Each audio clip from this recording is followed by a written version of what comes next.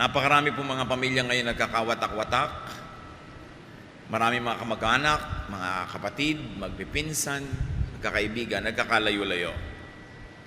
Many relationships get broken because we don't surrender our all to the Lord, especially our tongues. The way we talk, the words we say, break relationships. Gaano karami po mga pamilya nagkakasiraan, magkakapatid, magkakamag-anak, maging mag-asawa, mga in-laws, dahil sa kadaldalan, dahil sa katabilan, dahil sa pagpapakawala ng mga salita na mas mabuti pa dapat na hindi pakawalan. How to have peace in the family? One of that, stop talking. Stop bad-mouthing. Dapat na tayong tumigil sa pagsasalita ng nakakasakit, hindi maganda, laban sa ating kapwa. Sinasabi man natin ito ng harapan o sa likod niya, pareho hindi maganda ang bunga. Proverbs 11:12, a man who lacks judgment derides his neighbor, but a man of understanding holds his tongue.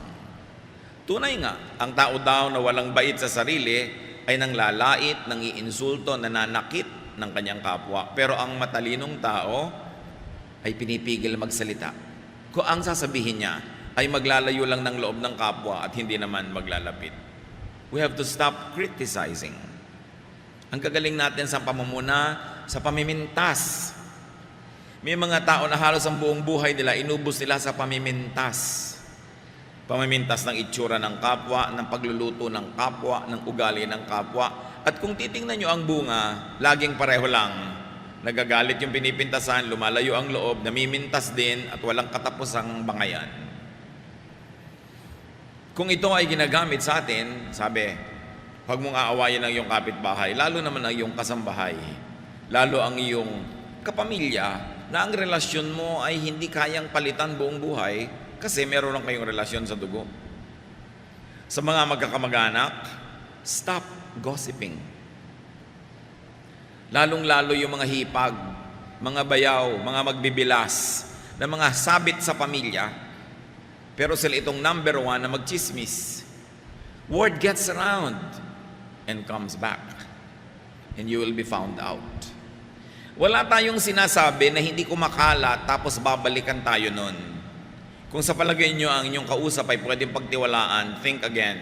Lahat ng binibitawan nating salita nakakarating dun sa taong pinag-uusapan. Ang nagiging bunga, nagtatampo, nagagalit, gaganti, magsasalita din laban sa'yo, makakarating ngayon sa'yo, magsasalita ka uli ng pabalik-balik at hindi ba na kayo napapagod sa walang katapusang pagtutunggali.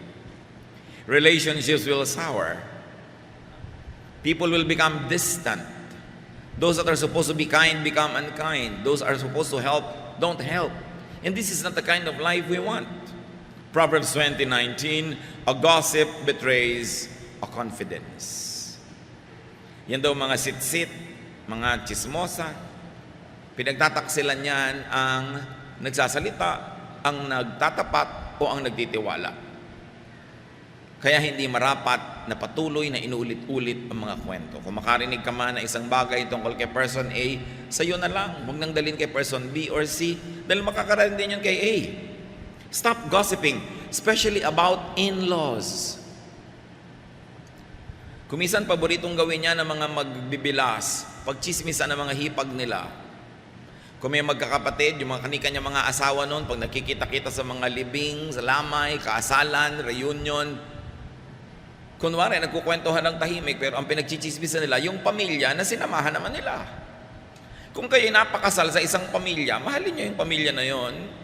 At inyo kailangang ibunyag o pag-usapan yung mga kahinaan ng pamilya na yon na paboritong gawin talaga ng mga dalahirang hipag at mga magbibilas. You've got to love the family that you got involved in because you are a part of that family. And keep sensitive matter within the family. Kailangan meron tayong pagtatapat, meron tayong loyalty sa ating mga pamilya.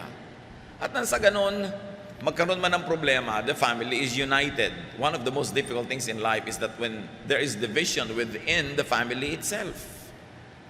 Ang mga pamilyang magkakasama, united, nalalampasan, natatawid ang kahit anong problema. Pero pag sila na ang naging problema ng isa't isa, mas mahirap na yun solve. So you want to have peace? Stop hurting with words. Lalo at meron na tayong record nito na tumigil ng pananakit ng kalooban ng kapwa sa pamamagitan ng mga salita. Tama na. Lalo kung kayo above 40 or 50, talagang dapat natuto na tayo sa buhay. Tama na ang mga parinig. Dahil nakakainis yan. Tama na ang mga pasaring, ang mga parunggit, at mga pahaging, mga padaplis, o kaya diretsong mga patama. Tama na ang pambabara. Merong mga member ng family natin ang hilig mambara. Pag may mali ka, babarahin ka. Pag may sinabi ka, babarahin ka. Tama na ang panghihiya. We must stop hurting people's feelings with what we say. Yes, there's freedom of speech. Yes, you may say what you want to say, but do you really want to alienate people from you? Do you really want to insult or hurt people so that you can say your truth? If it's true at all, and even if it's true, it doesn't entitle you to declare it anytime, any moment, anyhow. Because for everything there is season and a time for every matter under heaven. Sabi ng Desiderata, speak your truth quietly. Hindi kailangang ipagsigawan. If you're correcting somebody, if you're opposing somebody's idea, it doesn't to be in front of everybody, especially in an Asian setting where people are sensitive, where it is important to save face. Proverbs 12:18, reckless words pierce like a sword, but the tongue of the wise brings healing. Pag daw hindi iningatan ng pagsasalita, pagpadalos-dalos, daig pa ng mga salita ang matatalim na mga espada na sumusuga, na pagdurugo ang ating kapwa. Pero ang tao daw matalino, pag binitawan ang salita para magpagaling, hindi para manakit, hindi para lumala. Why hurt others with your mouth when you can heal wounds with the same mouth? What will you really get? What kind of satisfaction or pleasure or happiness will you get out of hurting people, embarrassing people, and becoming disrespectful? Stop talking too much. You want world peace? Just cut to half what you say. Peace will be achieved. Proverbs 10:19, ang mga pangit, masakit na salita na hindi natin binibitawan ay parang kayamanang itinatago mo. Pero ang mga pangit at masakit na salita na binitawan mo na ay parang basurang ikinalat mo na. At kahit anong sorry, kahit anong gawin mo later on, nakakalat na, hindi mo na mababawi. Isang senyales ng kamangmangan ng foolishness, yung pagsasalita ng hindi iniingatan. Yung ipinagyayabang mong ako, pag inisip ko, sinasabi ko. Yung pagka naisip ko, talagang ibubulalas ko. Bakit? Ganun ang iniisip ko sa kanya, sasabihin ko, I'm sure marami kang kaaway. I'm sure ko konti magmamahal sa'yo. Hindi ipinagmamalaki yun. Dapat pigilin yung ganong kate ng dila. And next, to stop talking too much is to stop nagging. Talagang meron tayong gustong sabihin sa ating kapwa, isang tahimik, payapa, matalinong usapan, walang emosyon, walang sigawan, walang parunggit, sabihin nyo ang inyong niloloob. At nang masabi din naman ng tao ang kanyang iniisip. At tapos ang tama na, huwag nyo na ulit-ulitin na inag. Makakainisan lang kayo.